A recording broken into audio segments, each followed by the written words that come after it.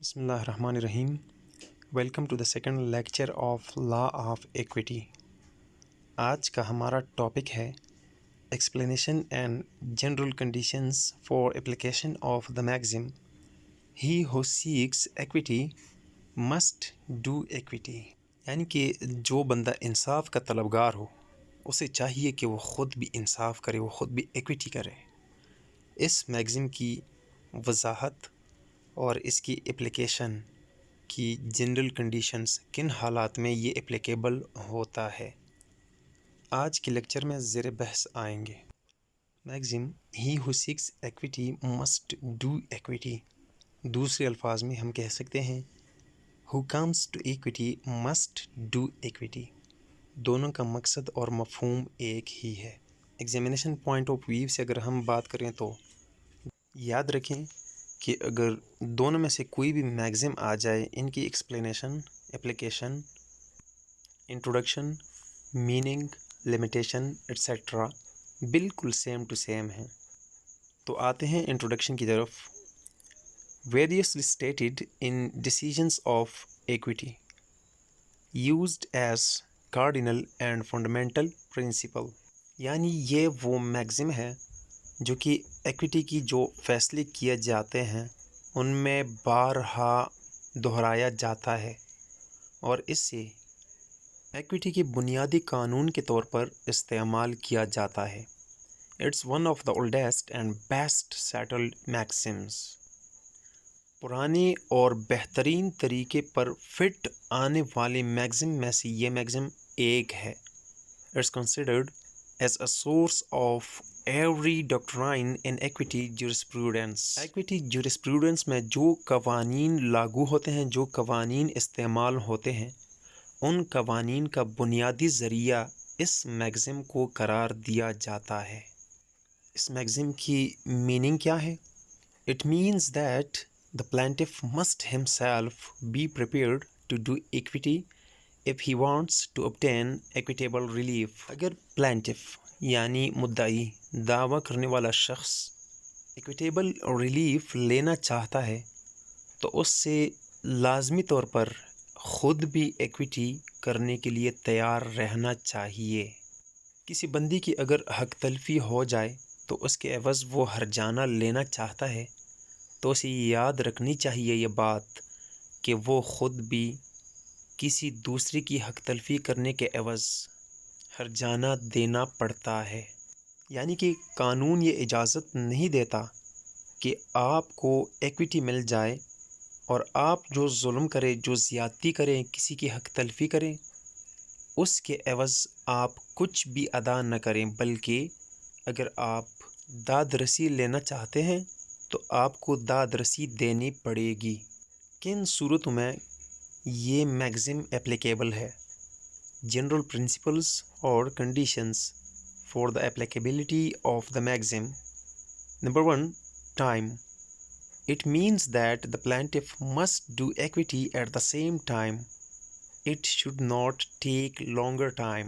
یعنی کہ پلانٹف جو کہ ایکویٹی لینا چاہتا ہے اسے چاہیے کہ اگر کسی کا اس کے اوپر حق بنتا ہے تو اسی ٹائم وہ حق کی ادائیگی کرے. مثلا ایک بندہ جس کا نام اے ہے، اگر وہ بی کے خلاف کسی کیس میں ریلیف لینا چاہتا ہے تو اگر اے نے بی کا کوئی حق انفرینج کیا ہو، اس کی کوئی حق تلفی کی ہو، تو اسی کیس کے دوران اے کو بی کا حق بھی ادا کرنا پڑے گا. یعنی یہ ممکن نہیں کہ اے کہے مجھے حق مل جائے تب جا کے میں اس کو اس کا حق ادا کروں گا. Number 2. Restrictions related to the same case. It means that the plaintiff seeking equity, the equity must arise from the transaction and subject matter of the same case to which the plaintiff seeks the equity. یعنی کہ پلانٹف اگر equity لینا چاہے تو وہ equity لازمی طور پر موجودہ ٹرانزیکشن اور اسی کیس کے سبجیکٹ میٹر سے ریلیٹڈ ہو، اسی سے متعلق ہو. مثال اگر ہم لے لیں تو اس کی وضاحت ہو سکتی ہے. اگر ایک بندہ جس کا نام اے ہو اور دوسرا بندہ جس کا نام بی ہو، انہوں نے اس سال کے مارچ کے مہینے میں ایک ٹرانزیکشن کی، ایک ڈیل کیا آپس میں، اور وہ ڈیل مارچ کے مہینے میں ہی کمپلیٹ ہو گیا۔ اس کے بعد اپریل، مئی یا جون یا اسی طرح بعد میں آنے والے مہینے میں انہوں نے دوسرا ٹرانزیکشن کیا، دوسرا ڈیل کیا آپس میں، اور ایکویٹی جو ہے وہ پہلے والے ڈیل میں ارائز ہو گئی ہو، لیکن پلینٹف دوسرے یعنی بعد میں آنے والے کیس میں، بعد میں آنے والی ڈیل میں اس کی ریلیف لینا چاہے تو ایسا پاسبل نہیں۔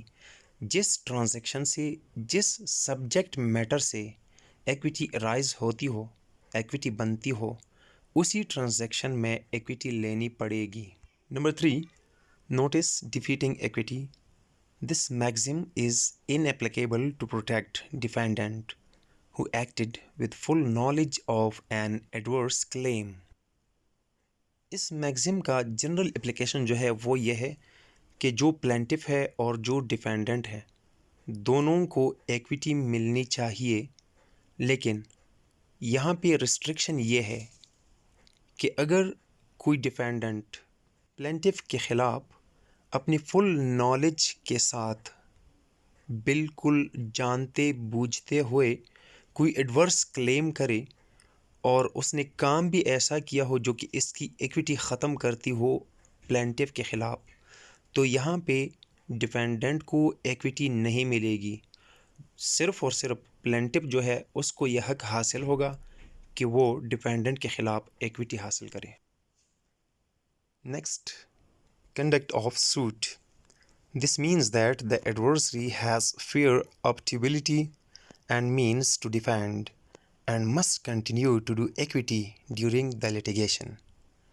اس پوائنٹ کا مطلب یہ ہے کہ جو ایڈورسری ہے، جو حریف ہے، جو مد مقابل ہے پلینٹف کے کنسرنڈ کیس میں، جاری لٹیگیشن میں، اس کے پاس بھی اپنے دفاع کا پورا ذریعہ اور پورے مواقع موجود ہوں۔ یعنی اس طرح نہیں ہو سکتا کہ کوئی بندہ کسی پریشر میں آ کے یا کسی دوسری وجہ سے، مثلاً اسے کہیں پہ غیر قانونی طور پر پولیس روکے یا دیگر وجوہات کی بنا پر وہ اپنا دفاع کرنے سے قاصر ہو۔ اس صورت میں یہ میگزم اپلیکیبل نہیں ہوگا۔ لیکچر کی ڈیوریشن اور لینتھ کو مد نظر رکھتے ہوئے ہم اس لیکچر کو یہیں پہ سٹاپ کرتے ہیں، اور انشاءاللہ اگلے لیکچر میں ہم limitation of this maxim, its applications in Pakistan اور کنکلوژن پر بات کریں گے۔ امید ہے آپ کو یہ ویڈیو پسند آ گئی ہوگی، تو پلیز چینلز کو سبسکرائب کیجئے، ویڈیو لائک کیجئے، شیئر کیجئے، اپنا خیال رکھیے۔ اللہ حافظ۔